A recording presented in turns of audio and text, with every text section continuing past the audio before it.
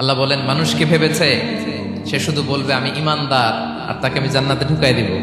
না, কখনো না, কোশ্চিন কালেও না। আমাদের জীবনে যত হতাশা, আমাদের জীবন নিয়ে যত অভিযোগ, আমাদের মনে যত কষ্ট, আমাদের হৃদয়ের ভেতরে যত অস্থিরতা, তার মূলে হচ্ছে এই সমস্যা যে আমরা ভুলেই গেছি আমরা পরীক্ষা দিতে আসছি। পৃথিবীর ফিচার হচ্ছে এখানে বিপদ থাকবে, বিপদ ছাড়া কেউ থাকবে না। স্ট্রাগল থাকবে, কষ্ট থাকবে, ঝুঁকি থাকবে, রিস্ক থাকবে, এবং নানা ধরনের বিপদ আপদ দিয়ে আল্লাহ তাআলা আমাদেরকে পরীক্ষা করবেন। এটা মাস্ট, এটা আমাদের মাইন্ডসেটে নিয়ে নিতে হবে।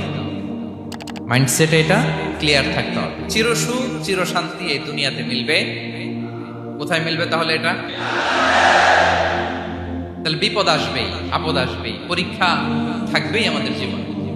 তবে ইন্টারেস্টিংলি মজার বিষয় হচ্ছে পরীক্ষাটা এক একজনের এক এক রকম। পুরো পৃথিবীটা একটা পরীক্ষা ক্ষেত্র, কিন্তু কারো প্রশ্নপত্রের সাথে কারো প্রশ্নপত্রের কোনো মিল নাই। সুবহানাল্লাহ। আমার পরীক্ষা একরকম, আপনার পরীক্ষা আরেক রকম, ওই ভাইয়ের পরীক্ষা আরেক রকম, ওনারটা আরেক রকম। সবাই পরীক্ষার্থী, সবাই পরীক্ষার্থী, কিন্তু কারো প্রশ্নপত্রের সাথে কারো প্রশ্নপত্রের কোনো মিল নাই। কারোর জন্য পরীক্ষা হচ্ছে সে খুব অসুস্থ, প্রচন্ড অসুস্থতা, তার জন্য পরীক্ষা। ক্যান্সারের রোগী, দুরারোগ্য ব্যাধি, ডক্টর বলছে 4th স্টেজে চলে আসছে, কয়েক মাস বাঁচতে পারে, এটা তার জন্য পরীক্ষা।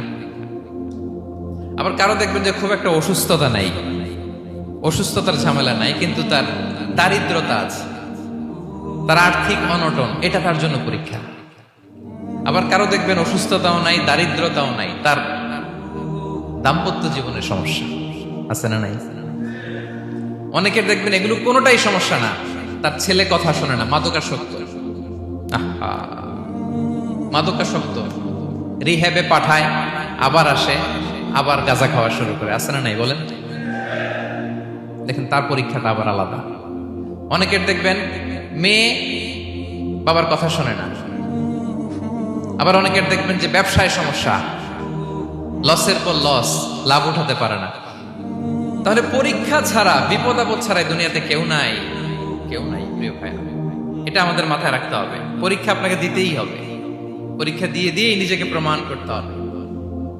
আর এক একজনের পরীক্ষাটা এক এক রকম, কারো পরীক্ষার সাথে কারো পরীক্ষার কোনো মিল থাকবে না। তো মাঝে মাঝে আমরা এটা ভুলে যাই। আল্লাহ তাআলা কালামে পাকে রিমাইন্ডার দিয়ে আমাদেরকে স্মরণ করিয়ে দিতে চান যে এই পৃথিবীতে আসলে তোমরা এসেছো পরীক্ষা দিতে। আমাদের জীবনে যত হতাশা, আমাদের জীবন নিয়ে যত অভিযোগ, আমাদের মনে যত কষ্ট, আমাদের হৃদয়ের ভেতরে যত অস্থিরতা, তার মূলে হচ্ছে এই সমস্যা যে আমরা ভুলেই গেছি আমরা পরীক্ষা দিতে আসছি।